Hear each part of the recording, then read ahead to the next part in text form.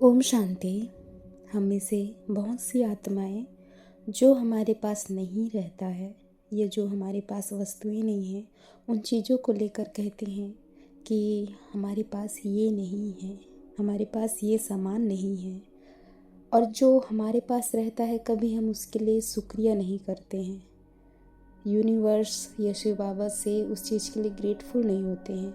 बहुत सारी वस्तुएं हैं हमारे पास में जो औरों के पास नहीं होता, वो हमारे पास होता है। लेकिन जो हमारे पास एक दो चीज़ नहीं होता है, उसके लिए हम अपने भाग्य को कोसते हैं, अपने भाग्य से कहते हैं कि ये क्यों नहीं है मेरे जीवन में। क्या कभी आपने यह सोचा है कि जो है, अगर हम उसका शुक्रिया करें, उसका थैंकफुल हो, तो जीवन में और समृद्धि का विकास होगा और चीज़ें आएंगी। और जो चीज़ें पहले से मौजूद है उनका हम केयर ही नहीं करते हैं, उनका ध्यान ही नहीं रखते हैं, उनका ध्यान ही नहीं देते हैं कि ये चीज़ तो है हमारे पास। लेकिन अगर कोई एक वस्तु या एक चीज़ भी हमारे जीवन में नहीं होगा या नहीं है तो खाली खाली लगता है, जैसे ये नहीं है, इसको लाना है या फिर ये कैसे आएगा। ऐसे हम जो बहुत सारी चीज़ें सोचने लगते हैं। पता है कि जो है हमारे पास वो उससे भी बेटर है, उससे भी मूल्यवान है, लेकिन जब कुछ चीज़ मिल जाती है तो हम उसका कदर नहीं करते हैं। इससे क्या होता है कि अगर जो मिला है उसका हम कदर नहीं करेंगे तो जो आने वाला है वो भी हमारे भाग्य से हट जाएगा। बाबा कहता है, बच्चे तुम्हारे पास जो है उसके लिए शुक्रिया करो, और बच्चों के पास तो वो भी नहीं है। तो आप कितने भाग्यवान हो, कितने भाग्यशाली हो। और ऐसे अपन तो ब्राह्मण जीवन में हैं, तो बाबा ने तो हमें अपना बनाया, बाबा स्वयं हमें मिल गए। इससे बड़ा भाग्य और इससे बड़ा कोई चीज़ है जीवन में और कोई चाहिए? जो भाग्य की लकीर बनाने वाला है हम ही को मिल गया है, भाग्य की लकीर हमारे हाथ में सौंप दिया है। तो हम कितने भाग्यशाली हैं। लेकिन हम अपने भाग्य को खो दिया है।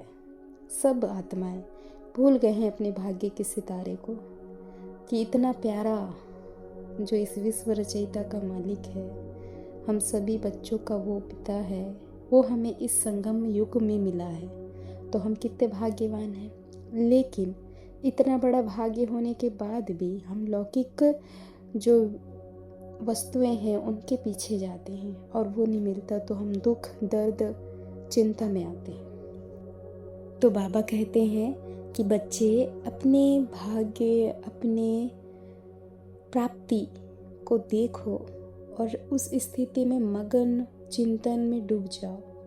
परमात्मा का चिंतन हो, मुरली का चिंतन हो, तो आपका भाग्य स्वतः ही आपको दिखाई देगा कि आपने कितना बड़ा प्राप्ति इस संगम युग में किया है। उन आत्माओं से पूछो जिनको भगवान की प्राप्ति नहीं है, जो दर बदर भटक रहे हैं, तो बताओ आपको इतना बड़ा भाग्य मिला है। शुक्रिया करें इसके लिए। तो सुबह शाम हर टाइम, हर सेकंड भगवान का शुक्रिया करें, हर वक्त के लिए शुक्रिया करें कि हमें कौन मिला है। बताओ, इस विश्व के रचयिता, हम सभी आत्माओं के पिता हमको मिल गए। इतनी बड़ी प्राप्ति से और क्या। और भगवान तो कहता है ना कि तुम एक कदम बढ़ाओ हिम्मत के, मैं 1000 कदम बढ़ाऊंगा। तो वो ऐसा क्यों कहता है? अगर तुमने पहला सीढ़ी चढ़ने की कोशिश करी तो आगे परमात्मा हमें ज़रूर ले जाएगा, मंजिल हमें मिल ही जाएगा।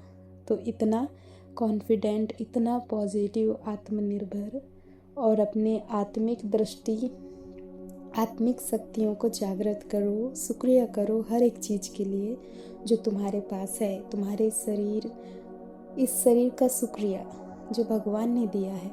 कितना सुंदर शरीर जो परमात्मा ने संगम में दिया है। कितना अच्छा गृहस्थ परिवार दिया है जहाँ हमारे लौकिक माँ बाप, पूरा परिवार, एक आत्मा का संगठन परिवार, सब इतने अच्छे, और संगम में इतने, कहना चाहिए, जिम्मेदारियां बाबा ने हमें सौंपा। इसके लिए शुक्रिया, हर एक चीज़ के लिए शुक्रिया, हर सेकंड शुक्रिया। यूनिवर्स को शुक्रिया करे, शिव बाबा को शुक्रिया करे, खुद को शुक्रिया करे, हर एक चीज़ के लिए शुक्रिया। उन चीज़ों को ही शुक्रिया करे जो आपके पास है। तो अच्छा। ओम शांति।